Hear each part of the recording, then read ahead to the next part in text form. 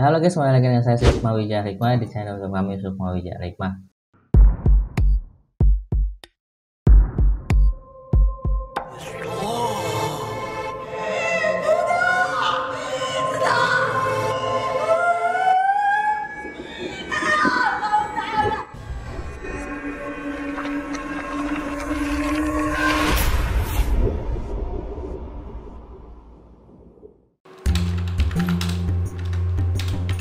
Ki, jadi Jumatan gak Ki?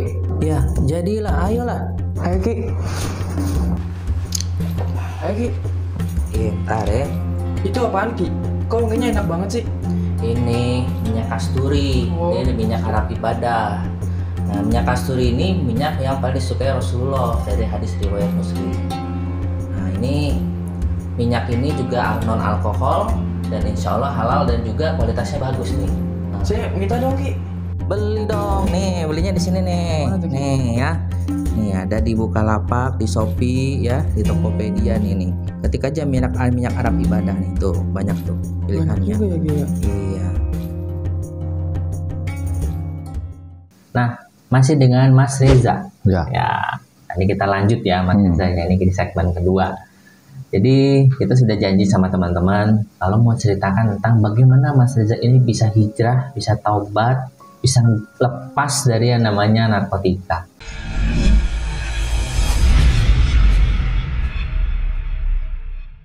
Itu awal mulanya tuh gimana sih Mas Reza? Awal mulanya tuh saya berterima kasih yang main nangkap saya. Main nangkap ente. Masih nggak namanya siapa? Masih. Siapa tuh? Nah itulah pokoknya. Iya. Sebut saja Bunga. Iya. Yang nangkap saya bisa jalanin di lapas, dan di lapas itu alhamdulillah banyak program. Kita dibina. Kalau kita nggak bisa dibina ya kita dibinasakan sama tugasnya. Di sini banyak aturan. Kalau lu emang nggak bisa bina, emang benar dibinasakan sama tugasnya. Di sana banyak program, ada program pertanian, ya kan, pabrik, perikanan. Kalau pertanian itu karena dia nggak punya lahan ya kan, namanya di penjara ya kan, dia mainnya hidroponik gitu. Tapi kalau pabrik roti dia ada programnya ya kan, rehabilitas sama keagamaan. Saya ngambilnya program keagamaannya ya kan. Saya sering bertanya ya kan sama ustadz-ustadz ya kan, gimana caranya. Emang kalau buat berubah tuh, narkoba itu beda sama kriminal. Kriminal itu ambisi. Narkoba itu sakit. Ya kan, perlu obat buat sembuhinnya. Iya, saya bingung nih teman-teman. Kok tolong koreksi kalau saya salah Iya. gitu ya. Saya minta maaf dulu gitu. Kenapa orang pemakai kok di penjara gitu ya? Biasanya kan di rehab gitu, Ya, diobatin gitu. Cuman kan waktu itu Mas juga sebagai pengedar lah ya. Mungkin beratnya di bagian situnya. Mungkin. Gitu. Terus Saya sering tanya-tanya ya kan, dari awal nggak bisa ngaji di situ. belajar ikro tuh di situ. Semua di situ, ilmu tajwid ya kan, fikih, dari jenis-jenis air kita pelajarin ya kan, yang ngaji sedang, najis kecil, najis berat ya kan, wudhu semuanya dah, keagamaan kita pelajarin semua di situ. 4 tahun saya belajar agama di situ, alhamdulillah pulang bisa baca Al-Quran, ilmu tajwid kita udah finish, apal semua. Itu sering kita tanya-tanya, namanya kalau kita kasus narkoba sugesti itu yang susah.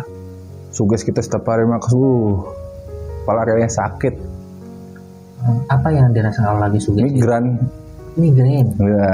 Sakit kepala bagian Sebelah. belakang, sebelah. Karena sebelah sini saya juga kadang-kadang suka migrain, cuman kalau lagi banyak pikiran sih. Apa, pinggang terasa sakit. Narkoba itu emang efek penyakitnya kita bukan pas muda sih, nanti pas rentah ya kan.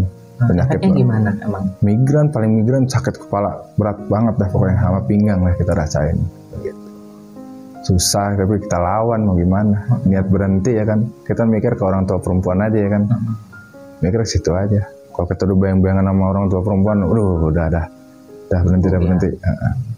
Nah, pada waktu ente kan katanya juga sakau orang-orang tuh ya kalau malam. Itu beda, itu narkoba apa dulu yang sakau. Oh, beda ya. Beda. Kalau sabu mah nggak ada sakau-sakaunya. Mungkin obat iya ada sakaunya. Kalau dia nggak minum obat sakit. Emang kalau yang narkoba berbentuk obat itu emang dia punya penyakit nih orang, begitu ya kan. Entah itu dia paranoid, entah itu dia punya beban, entah dia itu insomnia. Makanya dia konsultasi ke dokter buat punyain obat itu. Iya. Karena nggak semua rumah sakit, apotik jualin obat itu. Begitu. Makanya dia konsultasi ke obat dokter yang nyediain obat gitu. Nggak semua apotik ada. Kalau sabu saat lu ketagihan Sugesti. itu cuma tersugesti Sugesti. aja. Kayak orang tuh haus banget gitu haus, ya. iya Kayak benar. lapar banget gitu Sugesti. ya. Kayak gitu rasanya ya. Oh, jadi kayaknya pengen Apalagi kalau udah bayangin megang bong ya kan. Udah sugesti deh itu kayak gitu. Tapi kalau sekarang udah hilang kayak gitu. Mau lihat orang make juga udah kita tinggal. Nah, proses bisa sampai ke tahap itu tuh gimana sih caranya? Kan saya tadi kita bilang, saya terima kasih banget yang menangkap saya. Karena di dalam saya bisa berubah. Ngaji ya. Ya. Jadi saat ente mau kepikiran ke sana tapi larinya ke ngaji. Iya, tiap hari blok masjid gitu aja dah. Oh, jadi memang nggak ada waktu kosong kita untuk kepikiran gitu ke arah sana. Kalau gitu kata Ustadz mah, kalau kita meninggal tuh tergantung seharian kita kemana. Kalau sehari kita blok masjid, insya Allah ya kan, Husnul Khotimah juga. ya kan, Gitu. tergantung keharian kita seperti apa begitu.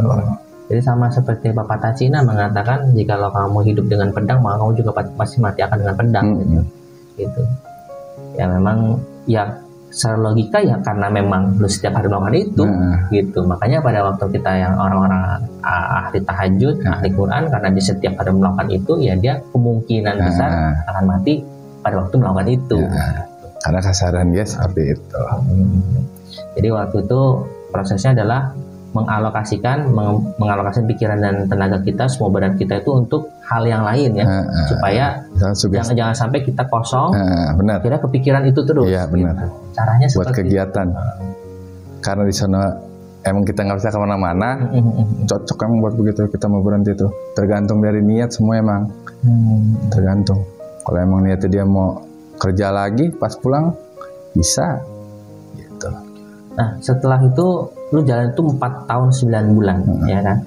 Katanya kan juga dengar-dengar kalau misalnya kita masuk ke lapas itu ada masa-masa di mana lu setiap tahun itu ada pengurangan masa tahanan. Ya. Itu prosesnya bagaimana bisa dapetin itu sih? Kita ngurus, yang penting orang rumah kita mau bolak-balik dari lapas ke kejaksaan. Dari kejaksaan itu kita ke Bapas gitu, bolak-balik buat ngurusin remisi kita keluar seperti remisi Ramadan. Kalau remisi dari pemerintah tuh 17 Agustus 15 hari. Kalau Ramadan itu sebulan. Tapi kalau kita nggak ngurus itu nggak bakalan keluar remisi kita. Remisi itu maksudnya pengurangan masa tahanan. Tapi bukan berarti lu pada waktu lebaran tuh lu boleh pulang, enggak ya? Enggak. Tapi cuma pengurangan dari misalkan 4 tahun 9 bulan dikurang Ramadan ketemu berapa tahun nih? 24 tahun ya kan, berarti dapat 4 bulan. 17 Agustusnya udah ketemu berapa tahun nih? 4 tahun, berarti dikurangin lagi tuh begitu. Gitu. Sama tingkah laku baik. Tingkah laku baik tuh dalam sebulan diambil 1 hari. 1 bulan dipotong cuma 1 hari. 1 bulan dipotong cuma sehari. Dikali 4 tahun. Ya berarti cuma berapa? 1 bulan cuma sehari, berarti 1 tahun baru 12, cuma 12 ya. Orang kerja aja Sabtu Minggu libur Pak. Tapi ada titik jenuhnya jalan nih. Ada titik jenuhnya, paling kalau titik jenuh saya ke lapangan, ya kan. Ngerokok sambil udah bengong aja gitu. Kok bisa dapat rokok sih di sana? Kan ada koperasi sembako sama koperasi lauk pauk di sana begitu. Tapi yang usahanya dari petugas-petugas juga, tapi buat jaganya dari narapidana semua. Gitu. Oh, duitnya dari mana kalian? Kan kalian di lapas, transferan. Iya, ada yang menyediakan uang cash di sana. Oh, transfer dari pihak keluarga. Keluarga tinggal nyebutin atas nama, kita nerima uangnya gitu. Tapi ada jasa pemotongan. Misalkan keluarga saya ngirim 100.000 ke rekening kakak misalnya nih. Saya nerimanya nggak 100.000, paling 95.000, dipotong jasanya 5.000. Itu dari koperasi. Nah koperasi itu, koperasi petugasnya ya kan. Petugasnya yang menyediakan uang cash, tapi rekeningnya rekening petugas. Kita tinggal sebutin nama, atas nama siapa. Misalkan atas nama Reja ya kan, berapa nominalnya 100.000 ya. Udah saya nerima cuma 95.000. Nah, lu bisa tahu lu ditransfer itu dari mana? Kan nggak di sana ada wartel. Oh, ada wartel. Nah, wartel khusus nelpon ke keluarga. Nah, tapi keluarga nggak bisa nelpon ke dalam begitu. Jadi cuman kalian yang boleh dia bisa nelpon ke keluarga. nanti kita bayarnya ke koperasi. Kita kayak punya e-money kayak kartu gitu, tapi kita isi ulang di koperasi buat kayak isi voucher buat bisa nelpon ke sana gitu. Ada wartel khusus simpati misalkan, ya kan ini gitu. Nah, terus gue juga penasaran satu hal tentang kehidupan lu di lapas.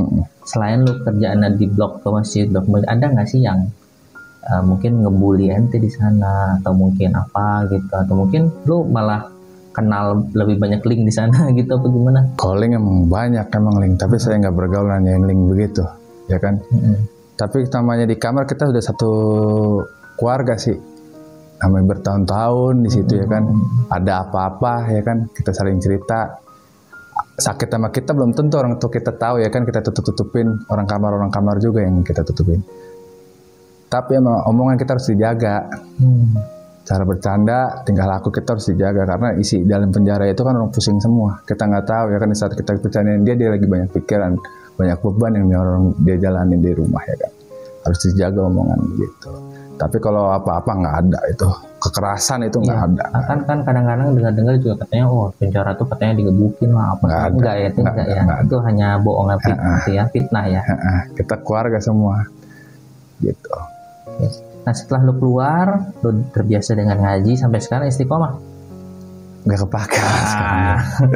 Mungkin nanti pulang di sini, insya Allah nanti bisa lanjutnya tergerak hatinya untuk nanti istiqomah. Nah, setelah pulang dari sana, benar-benar niat mau ngelepasin itu semua gitu ya, benar ya, kayak gitu. Iya. Akhirnya karena ingat ibu gitu ya, akhirnya sekarang ngojek. Semenjak keluar lapas itu baru daftar ngojek. Iya, gitu. benar. Jadi lebih enak hidup ya, lebih bermanfaat ya, lebih tenang ya. Biar kecil hasilnya tapi berkah. Biar kecil tapi tenang gitu hidupnya gitu kan. Duit banyak tapi hidupnya nggak tenang, nggak enak juga. Mental sini, mental sana, mental sini, mental sana. Nggak tenang benar. Waktu sekarang kan gue masih single, kalau punya keluarga pusing lagi tuh. Anak istri diincar sama dia gitu kan. Ya ini mungkin bisa jadi hikmah ya buat teman-teman ya, benar nggak? Mungkin bagi teman-teman ya, kita kan nggak tahu ya, di luar sana mungkin penonton kita mungkin ada yang sedang di posisi dia pemakai, mungkin who knows, kita nggak tahu. Atau mungkin dia juga bekerja seperti ente dulu, mungkin kita nggak tahu. Cuman terlepas penonton kita ada yang seperti itu atau tidak, mungkin ente ada pesan nggak buat mereka yang mungkin masih melakukan itu gitu, kali-kali aja mereka nonton ya. Kalau misalnya mereka nonton kan dari pesan dari ente ya, mungkin Allah yang menggerakkan dia untuk penonton supaya memberikan pesan, ente bisa memberikan pesan ke dia supaya gimana caranya ninggalin itu gitu. Yang tadi saya awal bilang, niat semuanya. Tapi kadang-kadang kan niat kan juga naik turun, iman juga naik turun. Benar, ya gimana kan? tuh? Kalau saya niat, ya kan, lingkungan kita udah tinggalin semua, ya kan, mikir orang tua aja udah. Orang tua satu-satunya mumpung masih ada, ya kan. Nanti kalau kita tangkap orang tua kita nggak ada, kita bisa apa? Boro-boro sholatin ya kan, jenguk ke makamnya susah. Mumpung orang tua masih ada, niatin diri kita, berhenti secepatnya ya kan. Jauhin narkoba, jangan dekati bandarnya, jauhin dua-duanya udah. Dah itu aja pesan saya. Terus untuk menjauhi itu mungkin kita bisa melakukan hal-hal positif ya, mungkin main basket kayak atau hobi lu apa gitu kan. Kalau hobi main basket, hobi main bola ya lu main bola, hobi main bulu tangkis ya kan. Lo hobi fitness ya fitness, atau lo hobi ngaji ya ngaji gitu ya. Benar ya? Benar. Nah, oke, teman-teman semua, itu tadi pesan dari Mas Reza ya, mudah-mudahan bermanfaat buat teman-teman semua. Dan sampai di sini dulu kita ngobrol dengan Mas Reza di video kali ini. Semoga video ini bisa menginspirasi teman-teman semua. Oke, jauhi narkoba, tetap dekati Allah. Ya, jangan sesekali kita dekati narkoba, tapi dekati Allah saja. Dekati Allah saja. Nah, kita dekat sama Allah itu lebih jauh lebih nikmat kok daripada kita pakai narkoba. Nikmatnya itu tuh sampai di akhir zaman nanti. Insya Allah. Kalau emang udah benar-benar ngerasain, pasti akan ketagihan lah, ibadah itu akan ketagihan. Oke, thank you teman-teman semua yang sudah nonton, dan jangan lupa subscribe, like, and share, dan klik loncengnya, dan banyak komen ya. Misalnya ada apa, misalkan ada ide apa, silahkan komentar di bawah. Jangan lupa nonton video-video kita selanjutnya. Oke, see you, bye-bye.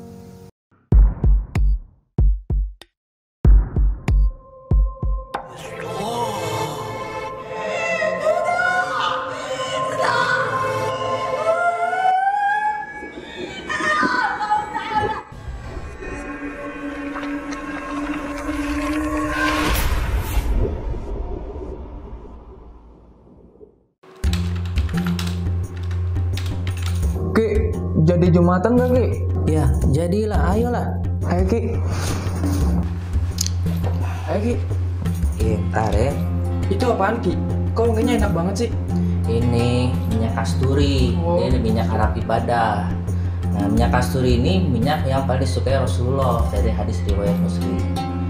Nah, ini minyak ini juga non alkohol dan insya Allah halal dan juga kualitasnya bagus nih. Nah, Saya minta dong Ki. beli dong nih, belinya di sini nih. Mana tuh, Ki? Nih ya. Nih ada di Bukalapak, di Shopee ya, di Tokopedia nih. Ketik aja minyak Arab ibadah nih tuh, banyak tuh Banyak pilihannya. juga ya Ki ya. Iya.